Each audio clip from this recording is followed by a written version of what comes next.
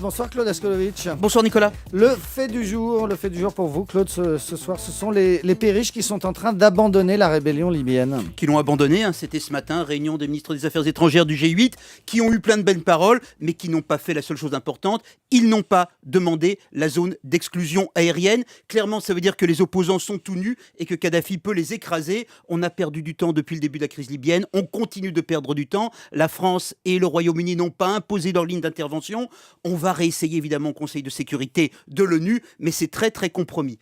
On vit, il faut se méfier des grands mots, mais là c'est réel, on vit un moment historique très important. C'est la fin du discours démocratique concret que portait Barack Obama en direction du monde arabe. Hier, le représentant du gouvernement d'opposition, le gouvernement de Benghazi, était à Paris, il a vu Madame Clinton, il est reparti très déprimé. Madame Clinton et les États-Unis soutiennent les opposants politiquement, mais pas militairement. Concrètement, c'est le lâchage, comme à Munich en 1938, comme en Bosnie à l'époque de Srebrenica ou comme au Rwanda, sauf si ça change, sauf si la France ou le Royaume-Uni décident d'y aller seul, de parachuter des armes par exemple. Mais pour l'instant, on constate, et c'est déprimant, que la diplomatie est une impasse, que la diplomatie est une impuissance. On voit aussi que le multilatéralisme est une illusion. Vous savez, cette idée de l'ordre mondial juste qui serait imposé par le dialogue entre les nations, qui permettrait à la planète de survivre au nom de certaines valeurs, eh bien ça ne fonctionne pas. On le savait depuis Copenhague, l'échec du sommet climatique. On le savait depuis tous les balbutiements et les échecs du G20 à contrôler la finance. On a aujourd'hui un nouvel exemple.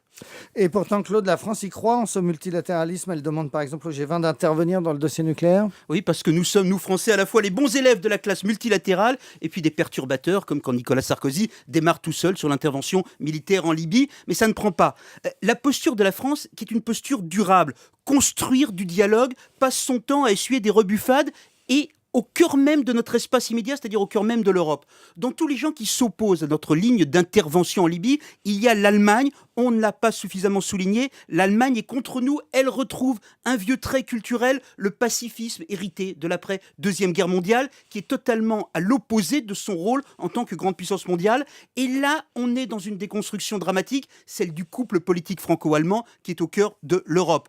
On le voit aussi dans le nucléaire, puisque vous en parliez. Face à la catastrophe japonaise, il n'y a eu en Europe aucune unité dans la réflexion ou dans la décision. Ça va peut-être discuter au niveau de la sécurité à l'intérieur de l'Union européenne, mais les décisions ont déjà été prises en fonction des passés, des cultures respectives de chaque pays. Le moratoire de Madame Merkel, on ferme des centrales, s'oppose à la volonté du gouvernement français de préserver le pari nucléaire. On n'a jamais été aussi loin de l'unité européenne. Et peut-être même de l'idée européenne. Merci beaucoup Claude Askolovitch. Le fait du jour, c'est...